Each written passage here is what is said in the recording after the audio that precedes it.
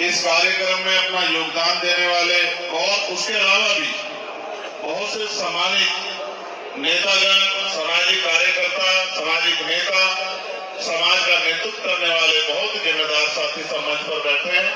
मैं उनका भी बहुत बहुत धन्यवाद और अभिवादन करता हूं।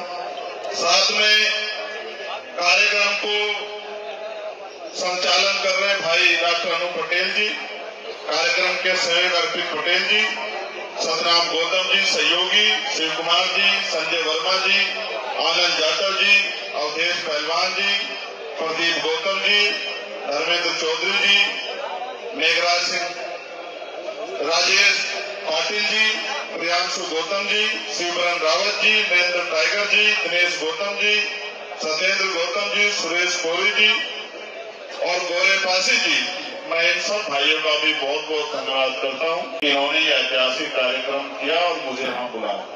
हालांकि ये बात भी सत्य है कि उपचुनाव चल रहे हैं, ये भी बात सत्य है कि महाराष्ट्र और झारखंड में भी चुनाव चल रहे हैं, ये भी बात सत्य है कि राजस्थान में, बिहार में और मध्य प्रदेश में भी चुनाव चल रहे हैं। लेकिन चुनाव तो चलते रहेंगे, चुनाव आते हैं, दल लड़ते हैं, लोग जीतते हैं, सरकारें बनती हैं, सरकारें गिरती हैं। हम बहुजन समाज के लोगों का उनमें क्या, हमको इंतजार करते रहते हैं कि भाई कभी हमारा कुछ बनेगा। वैसे भी आजकल हम आशावादी ज्यादा हो गए हैं, उम्मीदवादी ज्यादा हो गए हैं। हम तो ये उम्मीद करके घरों में बैठे हैं कि कोई मसीहा आएगा, आके सोए हुए लोगों को जगाएगा, इनके जमीन को जोड़ेगा, इनके बच्चों के लिए कुछ करेगा, इनको हक अधिकार दिलाएगा और फिर चुपचाप दुनिया से चला जाएगा। इनको ऐसा लगता है कि मसीहा जन्म लेते हैं, इनको ऐसा लगता है कि अवतार पैदा होते हैं। तो मैं आपकी इस शराफत पे क्या कहूँ। मुझे अच्छा ये लगता है कि सामाजिक मंचों में दिल खोल के अपनी बात को कहने का मौका मिलता है। मैं हिमालय आजाद समाज पार्टी के साथियों का भी बहुत बहुत धन्यवाद देता हूँ। ये जो बीच वाला एरिया है, मैं यहाँ से शुरू करूंगा। मैं बार बार ये समझाता हूँ कि गांव से जब पुराने समय में, अब तो बस में बहुत कम लोग जाते हैं, अब तो गाड़ियों में जाते हैं, 4 पहियों की गाड़ियों का जमाना है, मोटरसाइकिल का जमाना है। तो पहले जब बारात जाती थी तो गांव में बस लगाई जाती थी, तो जो जिम्मेदार लोग होते थे, समझदार लोग होते थे, 40 साल से ऊपर के लोग होते थे, वो बस में जैसे बस आके खड़ी होती थी जाके बैठ जाते थे। और ये जो नौजवान हैं, ये आसपास घूमते रहते थे कि जब चलेगी तभी चढ़ेगी। होता था नहीं होता था? तो जब बस चलती थी तो भाग के जाके देखते थे कोई सीट खाली है क्या, तो जाके देखते थे कोई सीट खाली नहीं। फिर किसी कहते चाचा जरा सा उधर को जाओ। उसमें जवानी का जोश होता था तो वो कुछ घंटे खड़े रहने की हिम्मत जुटाते थे। 1 घंटे में जब जवानी का भूख उतर जाता था तो फिर कहते थे दादा कहीं बिठने की जगह दे दो। वो उठता था तो उसकी कुर्सी में जबरदस्ती बैठ जाते थे सीट पर, या फिर वो जो पायदान होता है या जो खिड़की होती है उसके सहारे छत पर जाने की कोशिश करते थे। आज भी आप लोगों ने ऐसा ही किया। बहुत देर तक बाहर घूमते रहे, कुछ लोग मेरे साथ आए और फिर जब कहीं जगह नहीं मिली तो थोड़े थोड़े एडजस्ट होने लगे। वैसे भी भारत के लोगों को एडजस्ट होने की बड़ी आदत है। थोड़ी सी जगह मिल जाए, थोड़ा सा सरक जाओ, चलो हक अधिकार नहीं मिल रहे तो राशन तो मिल रहा है, राशन भी नहीं मिल रहा तो कम से कम खुली हवा में सांस लेने के अधिकार तो मिल रहा है। आजादी तो यही बहुत है। गुलाम के लिए इससे ज्यादा और क्या उम्मीद करोगे आप गुलाम के लिए? मुझसे पहले कई वक्ताओं ने कहा जो नालायक लोग थे वो खड़े रहे, जो लायक थे बैठ गए। जिनमें थोड़ी सी भी गैरत थी उन्होंने वक्ता की बात को माना, संचालककर्ता की बात को माना, वो चुपचाप बैठ गए। जिनमें गैरत नहीं थी वो लगातार खड़े रहे। देखो ऐसा होता है, कुदरत ने जानवर को भी दिमाग दिया और इंसान को भी दिया है, लेकिन इंसान से उम्मीद ज्यादा होती है कि वो दूसरे की बात को समझेगा। जानवर का क्या, हमारे यहाँ कहावत है कि भैंस के आगे बीन बजाई, भैंस ने पट कान हिलाए। तो चाहे आप जानवर से कितना कहे तो वो कोई सुनता थोड़ा ही, उसमें दिमाग कहाँ है? इंसान सुनता है। जो इंसान होता है उसको एक बार की बात समझ आती है कि क्या कहा गया, और जो इंसान नहीं होता अब उससे क्या उम्मीद करें?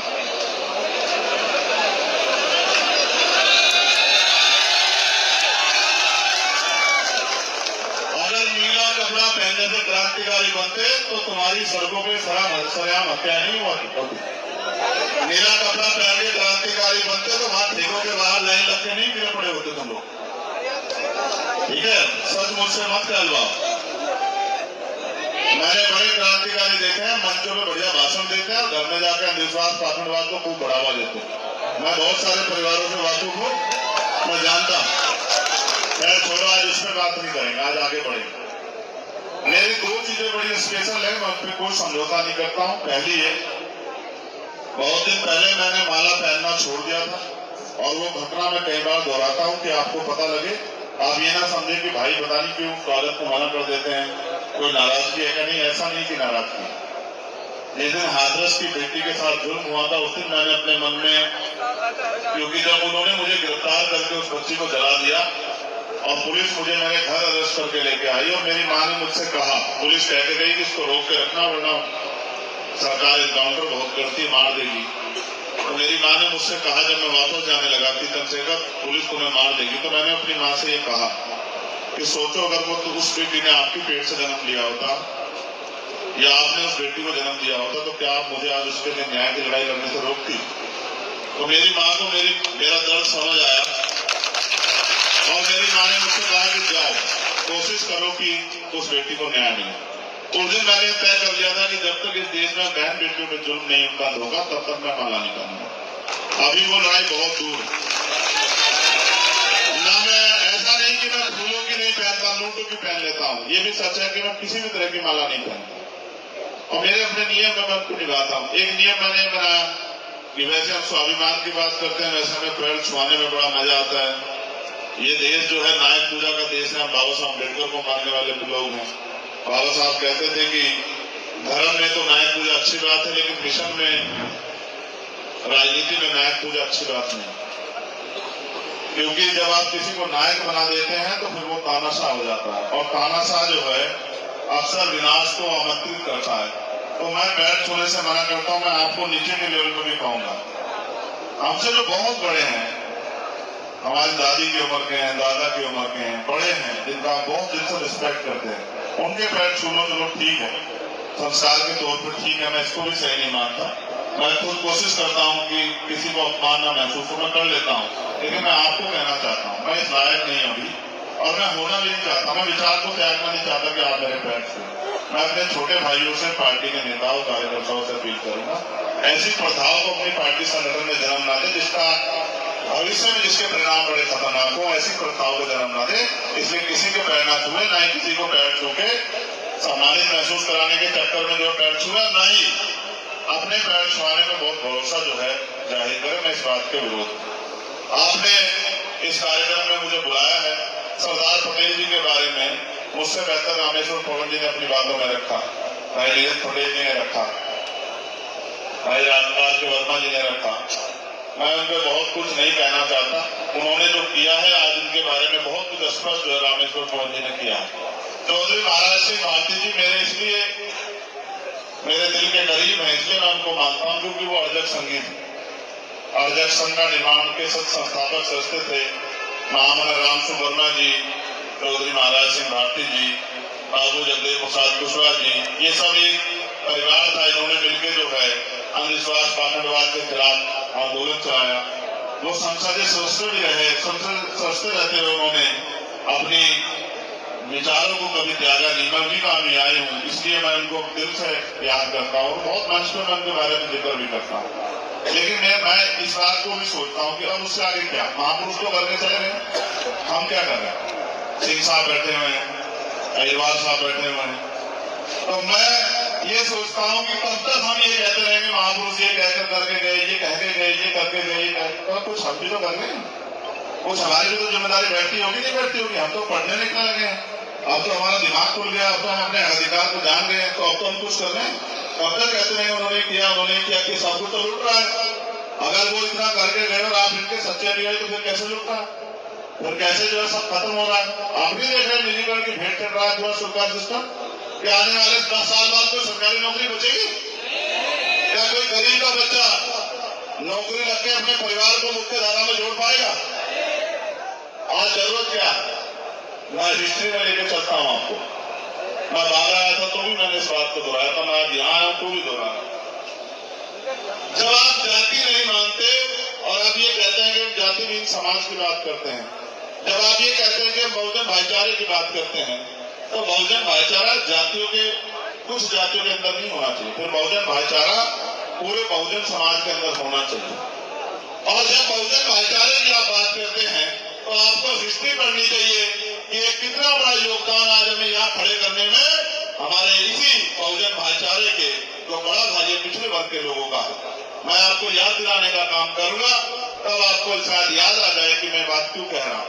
और ये वक्त की जरूरत भी है, चाहे छिट पिट के लुट पिट के एकजुट हो जाना, चाहे समझदारी से आज के माहौल की परिस्थितियों को समझ के एकजुट हो जाए। ये बात तो 49 में बाबा साहब अम्बेडकर भी कर रहे थे कि भाई भले आप रोटी बेटी का रिश्ता मत करो, भले आप एक थाली में मत खाओ, लेकिन अपने अधिकार बचाने के लिए, अपने आने वाली पीढ़ियों को इज्जत की जिंदगी देने के लिए तो कम से कम एकजुट हो जाओ।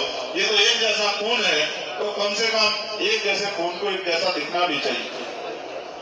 आप याद करो, जब इस देश में छुआछूत चरम पे थी, पानी पीने का अधिकार नहीं था, मटकी छूने का अधिकार नहीं था, स्कूल में जाने का अधिकार नहीं था, तो राष्ट्रपिता ज्योतिबा फूले जो आज के पिछड़े वर्ग से आते हैं,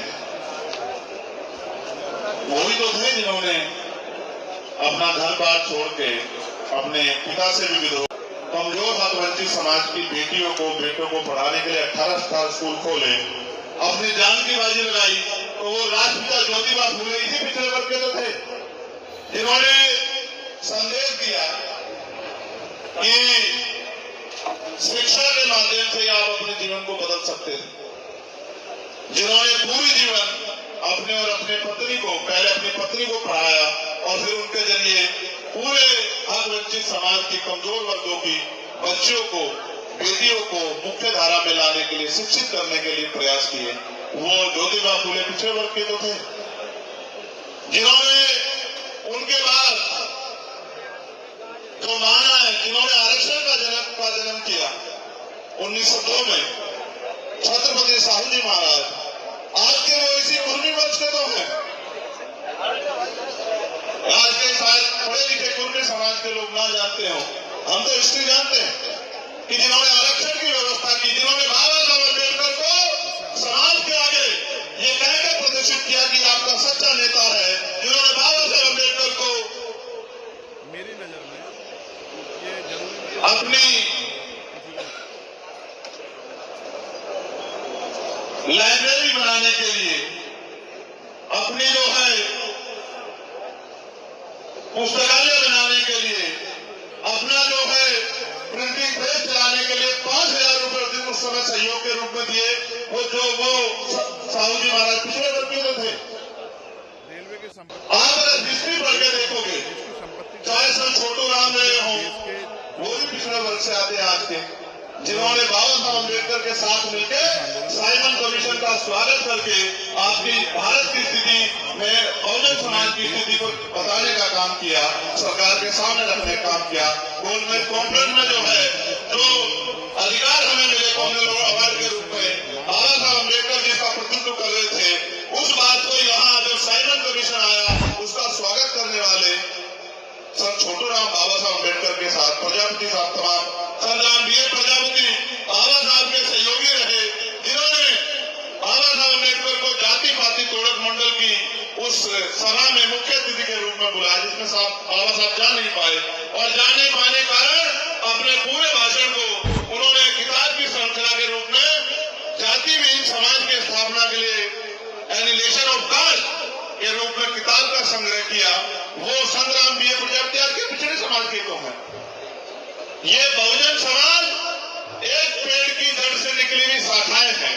जब तक हम इनको इकट्ठा नहीं करेंगे, तब तक भारत में कुछ भी बदलने वाला नहीं है।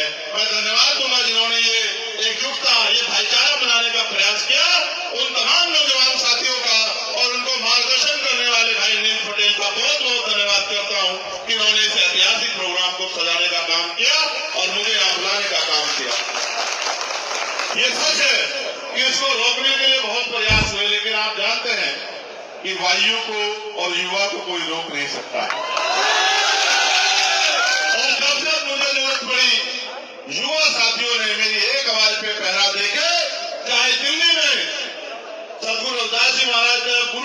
अगस्त का आंदोलन हो या एनआरसी का आंदोलन हो या 11 तारीख का अभी का आंदोलन हो, सरकार की जड़ें हिलाने का काम किया। ये इस युवा शक्ति का भी मैं बहुत बहुत धन्यवाद करता हूं।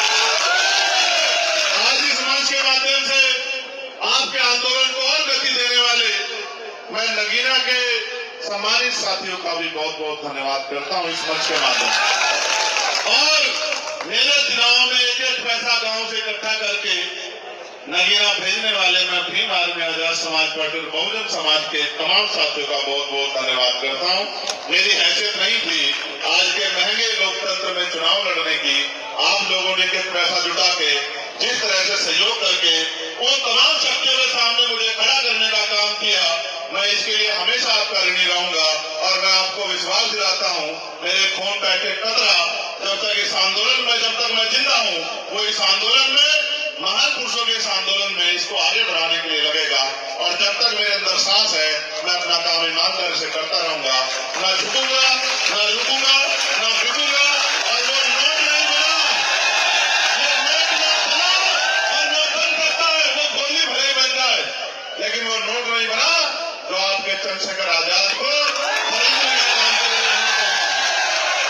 कभी कभी मैं जब चुनाव में जाता हूं तो हमारे सहयोगी जिनसे अलायंस होता है वो सक्षम लोग होते हैं, मैं उनके हेलीकॉप्टर में भी सफर करता हूं, उनके हेलीकॉप्टर के जरिए प्रचार भी करता हूं, क्योंकि चुनाव में समय कम होता है। इसका मतलब ये नहीं कि मैं अपनी स्थिति को भूल जाता हूं, अपने समाज को भूल जाता हूं, गरीब समाज को भूल जाता हूं। मैं कहीं भी रहूं, मैं पार्लियामेंट की सुनहरी बिल्डिंग में रहूं या मैं किसी 5 स्टार होटल में रहूं या मैं सामान्य मंच में रहूं या गेस्ट हाउस में रहूं या गांव के अपने गरीब मकान में या झोपड़ी में कहीं रहूं, मुझे आज भी याद है कि मैं किन लोगों में से हूं और मुझे किन के लिए लड़ना है, किनको मेरी जरूरत है और कौन मुझसे उम्मीद करते हैं।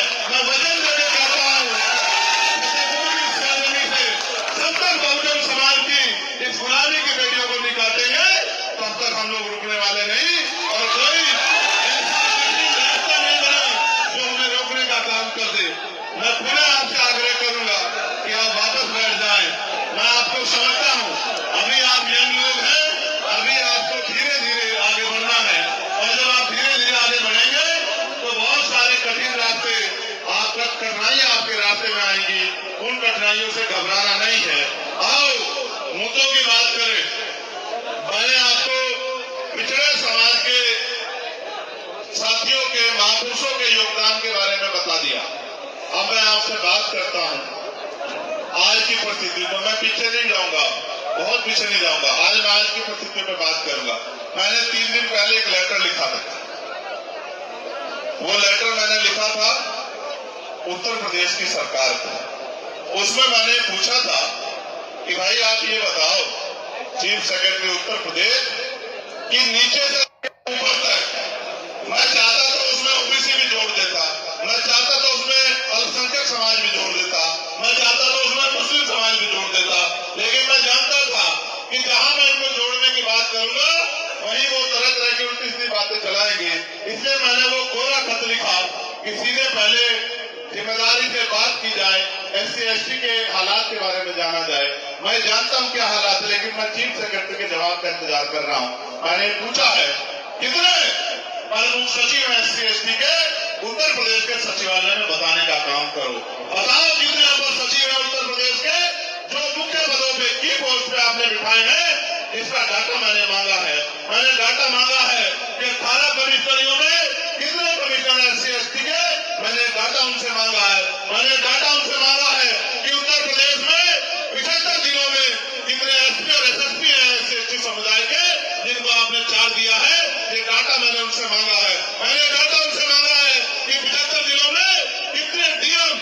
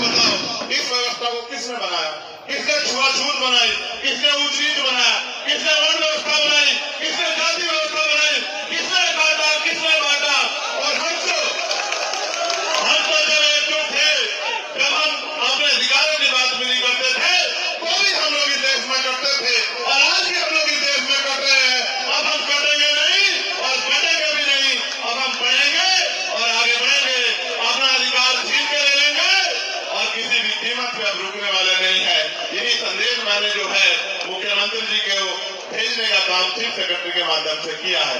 आज मैंने एक और लेटर लिखा, उसमें मैंने पिछले वर्ग के कर्मचारियों के विषय में मुख्यमंत्री चीफ सेक्रेटरी से पूछा। ये कागज का पन्ना है, लेकिन ये चोट कहाँ लग रही है, आप मेरी बात को याद रखना। मैं आपको दिखाऊंगा। क्या तो चीफ सेक्रेटरी जवाब नहीं देंगे, अगर जवाब नहीं देंगे तो मैं पार्लियामेंट में इस क्वेश्चन को पुट अप करूंगा। और मैं SC/ST वेलफेयर कमेटी का मेंबर हूँ, मैं सरकार से जवाब लाने का काम करूंगा। एक मेंबर ऑफ पार्लियामेंट को आप रिप्लाई नहीं कर रहे हो, जवाब नहीं दे रहे हो, स्थिति नहीं बता रहे हो, आंकड़े नहीं दे रहे हो, तो आम आदमी को आप क्या बताओगे? फिर अगर जवाब दे दिया तो जवाब इतना खोखला है कि आप देख के डर जाओगे कि नामचारे के अधिकारी कर्मचारी भी SC/ST OBC के पोस्टिंग नहीं। और अगर कोई है तो उसे ये कहा गया है कि अगर SC/ST OBC समुदाय के लिए काम करोगे तो अगले दिन चार्ज पे नहीं रहोगे, चार्ज रहेगा जो हमारे हिसाब से काम करेगा। ये कौन सा लोकतांत्रिक प्रदेश है जहाँ कौन सा संविधान सरकारें चल रही है? बुलडोजर लोगों के घरों पे चल रहा है, अब तो पुलिस कस्टडी में लोगों की मौत होने लगी है और कोई जवाब सरकार के पास नहीं है। मुझे बड़ी दुख है, पीड़ा है पांडे जी के साथ जो अभी हुआ लखनऊ में। मुझे बहुत दर्द, मैंने उनकी पीड़ा को, उनके परिवार की पीड़ा को उठाने का काम किया। मुझे बहुत तकलीफ है, उनकी संख्या कम है, उनकी बात उठाने वाले लोग कम है, मुझे उनके लिए बहुत तकलीफ है।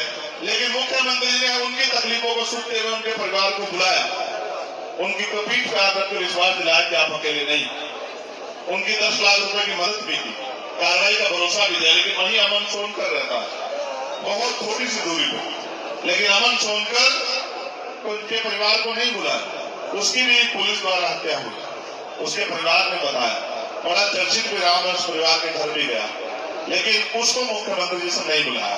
अब क्यों नहीं बुलाया ये तो मुख्यमंत्री खुद बता सकते हैं। पहले उनके यहाँ कहा जाता था, जो उनके यहाँ आते थे उनकी जन सुनवाई में कि नहा धो के आया करो। अब पता नहीं क्या बात है, मुझे नहीं पता कि लखनऊ में रहते हुए मुख्यमंत्री जी को अमन सोनकर का दर्द क्यों नहीं दिखाई दिया, क्यों उस परिवार की मुआवजे की बात नहीं हुई, क्यों उनकी पीठ पे हाथ नहीं रखा गया। बात तो सबके साथ सबके विकास की बात करते थे, बात तो पूरे हिंदुत्व की बात करते हैं। तो क्या आज भी SC/ST हिंदुत्व का हिस्सा नहीं है? आप ये तथाकथित हिंदुत्व का हिस्सा नहीं? इसका जवाब मुख्यमंत्री को देना चाहिए। मुझे आना चाहिए था फतेहपुर बहुत दिन पहले, क्योंकि बहन प्रीता मौर्य को न्याय नहीं मिला है। आज भी इसका परिवार न्याय की मांग कर रहा है। मैंने वादा किया था, मेरे आने के पीछे कारण था कि मुझे बहन प्रिया काम करेगा, ईमानदारी से काम नहीं करेगा तो जनता से सवाल पूछेगी, और अगर वो ईमानदारी से काम करेगा तो ये गुंडे उसकी जान ले लेंगे। उसके परिवार का हिसाब मांगने मुझे आना था, उस परिवार के आंसू पूछने मुझे आना था, उसको न्याय दिलाने के लिए मुझे आना था। मैं आपके बीच में हूँ और मैं कहना चाहता हूँ, अभी तो 2 ही पत्र जारी हुए हैं, अभी तो पूछा जाएगा सरकारी ठेकों में SC/ST OBC को क्या हिस्सेदारी सरकार दे रही है, या इनके मुखोटे मुख्यमंत्री उप मुख्यमंत्री या जो मंत्री बनाए हैं ये सिर्फ इस समाज की वोटें लेने का काम कर रहे हैं। इस बात का जवाब भी सरकार को देना पड़ेगा। अभी तो जातिवार जनगणना में सवाल पूछा जाएगा कि जातिवार जनगणना कब शुरू करा रहे हो। अभी तो बहुत सब कुछ पूछना है, अभी तो ये भी पूछना है कि आपने प्रधानमंत्री जी 2014 की सरकार में आने से पहले कहा 2013 में कि मंडल कमीशन की सभी सिफारिशें लागू करोगे। वो मंडल सभी कमीशन की सिफारिशें कब लागू होंगी? मैं तो पूछना चाहता हूँ, जातिवार जनगणना कब होगी, मंडल कमीशन की सिफारिशें लागू कब होगी? और अभी तो गौर से सुनना, अभी तो निजी क्षेत्रों में आरक्षण लेना है, मेरी बात को आप याद रखें।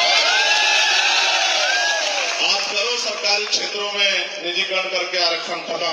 अगर हम में दम होगा बहुजन समाज के लोगों में तो निजी क्षेत्रों में आरक्षण लेकर दिखाएंगे। और अगर ये वास्तविकता में बहुजन